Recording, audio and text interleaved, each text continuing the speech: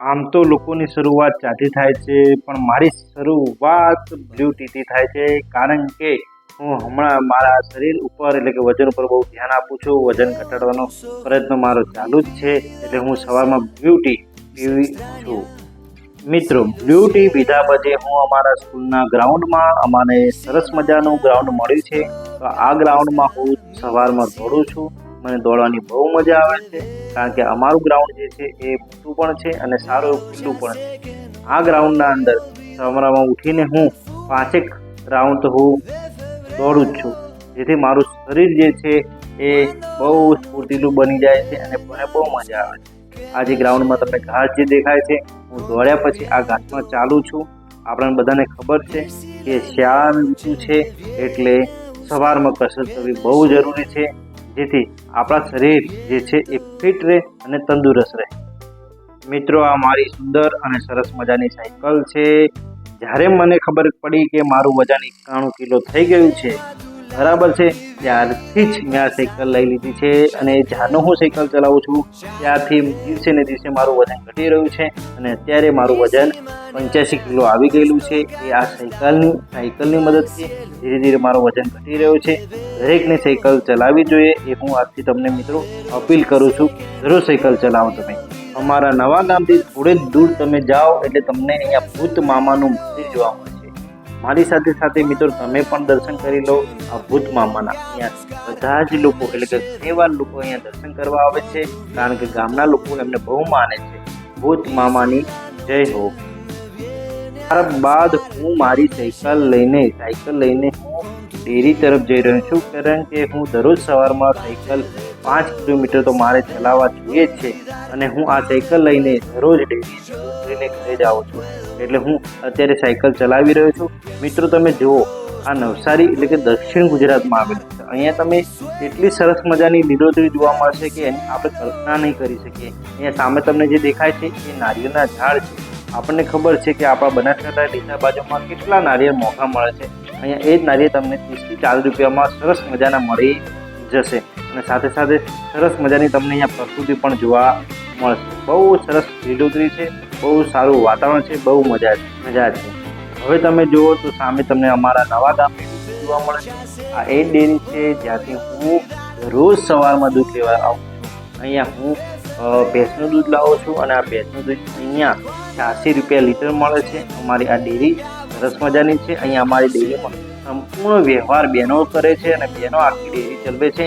અહીંયા આ ડેરીમાં તમને કોઈ પણ પ્રકારનો પુરુષ તમને જોવા મળશે નહીં. મતલબ કે પુરુષ સંચાલન કરે એવું અહીંયા છે નહીં, અહીંયા મહિલા સંચાલન કરી. અમારા ઘરે અમે મંદિરમાં ગણપતિ ભગવાનની સ્થાપના કરી છે. ગણપતિ ભગવાનને બેસાડ્યા છે. એમની દરરોજ અમે સવારમાં પૂજા અર્ચના કરીએ છીએ, અને બાજુમાં તમે જોઈ શકો છો અમે રાધા કૃષ્ણને પણ અમે માનીએ છીએ. મિત્રો, આજે રવિવાર હતો અને એના કારણે और ये अंजलि बहन ने 6 ओ बढ़िया वेरी गुड. यहाँ फील्डर भागते हुए और बैट्समैन ने 2 रन ले लिए, पूरे कर दिए. बहुत बढ़िया. अंजलि बहन जानी मानी खिलाड़ी लग रही है. उन्होंने क्रिकेट का अनुभव है. बढ़िया क्रिकेट का अनुभव है, बहुत बढ़िया. ओहो बहुत अच्छा. ओए फिर से 2 रन, 2 बॉल 4 रन ले लिए, और तीसरे रन के लिए भाग रहे थे. या बॉलर ओ बहुत शानदार. 1 बॉल 2 रन तो आ ही जाते हैं. यहाँ पे ये बॉल नहीं मिला, आउट होने की चांस था. ये मेरे को ये तो बहुत घुमा घुमा के फील्डर को थका रही है लड़की. और ये हमारे स्टैंडर्ड 11 के स्टूडेंट है. और ये 2 रन, वेरी गुड. 2 रन पूरे किए. अमीषा बहन को भी क्रिकेट खेलना आता है. ये ओ बढ़िया, फिर से हवा में बॉल, और 1 रन, और ये दूसरा रन पूरा किया. બહુ શાનદાર.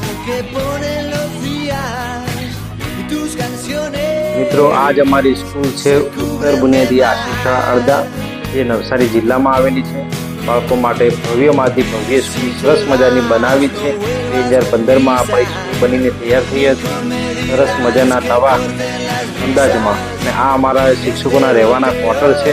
બહુ સરસ અમને ક્વાર્ટર પણ બનાવીને આપ્યા છે. અમને સારી એવી સગવડ આપી છે આ લોકોએ, કંઈ બાકી રાખેલું નથી. આ બાજુમાં ખેતર છે જ્યાં ચીવડા પણ ઉગાડ્યા છે, શાકભાજી પણ કરે છે અમારા અંકુરભાઈ. અને નીચે તમે જોઈ શકો છો સાંજનો સમય છે એટલે બાળકો હવે જમવા માટે પણ આવી ગયેલા છે.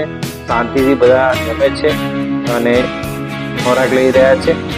રાજુભાઈ અમારા જે રસોઈયા છે એ પણ સારી એવી રસોઈ બનાવે છે, બાળકોને બહુ સારું જમવાનું આપે છે અને બાળકો સારી રીતે જમે છે.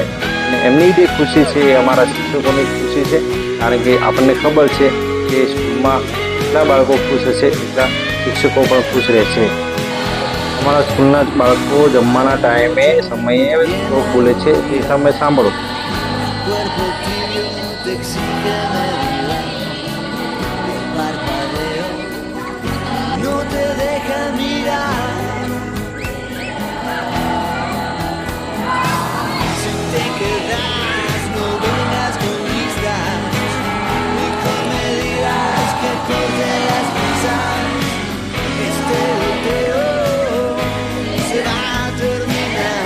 મિત્રો તમે જોઈ શકો છો કે સાંજનો સમય થઈ પણ ગયો છે, વિદ્યાર્થી જમી લીધું છે. તો અમારા જે વિદ્યાર્થીઓ છે એ સખત મહેનત કરી રહ્યા છે, તમે જોઈ શકો છો. અને આપણને ખબર છે કે હવે પરીક્ષા નજીક આવી રહી છે, ફેબ્રુઆરીની તારીખ પણ મળી ગઈ છે. એટલે વિદ્યાર્થીઓ હવે મહેનતમાં કંઈ બાકી રાખે એવું લાગતું નથી. બાજુના ક્લાસમાં પણ અમારા સર ભણાવી જ રહ્યા છે, સારું જ્ઞાન ગ્રાઉન્ડ પર મળ્યું છે. અને અહીંયા અમારા બીજા પણ વિદ્યાર્થીઓ, આ સાથે જ અમે વિદ્યાર્થીઓને પેપર કઈ રીતે લખવું, કયો વિષયમાં કયું ચેપ્ટર કેટલા ગુણનું છે એ પણ સમજાવીએ છીએ. તમારે કયા ચેપ્ટરની તૈયારી કરવાની છે, કેટલી કરવાની છે, એ બધું જ્ઞાન આપીએ છીએ, જેથી વિદ્યાર્થીને યોગ્ય માર્ગદર્શન મળી રહે અને આની અસર અમને પરિણામમાં જોવા મળે છે. આપ બધા જાણતા જ હશો, દર વર્ષની જેમ અમારે આ વર્ષે પણ શાળાનું પરિણામ 100% આવશે, એની અમને સંપૂર્ણ ખાતરી છે. અને અમારા વિદ્યાર્થીની મહેનત પણ એવી છે કે અમે સારું એવું પરિણામ લાવશું, A1માં પણ આવીશું, A2માં પણ આવીશું અને સારું એવું વિદ્યાર્થીઓ રિઝલ્ટ આવશે, જેથી મા બાપ અને અમને શિક્ષકોને પણ ગર્વ થશે. ખાસ મિત્રો આપણા બ્લોગને ખાસ લાઈક કરજો, શેર કરજો અને આપણી ચેનલને સબસ્ક્રાઈબ કરી લેજો. ભૂતપૂર્વ કોઈ વિદ્યાર્થી વિડીયો જોતો હોય તો ખાસ ચેનલને સબસ્ક્રાઈબ કરી લેજો અને ખાસ શેર કરવાનું ભૂલતા નહીં. જય હિન્દ, જય ભારત.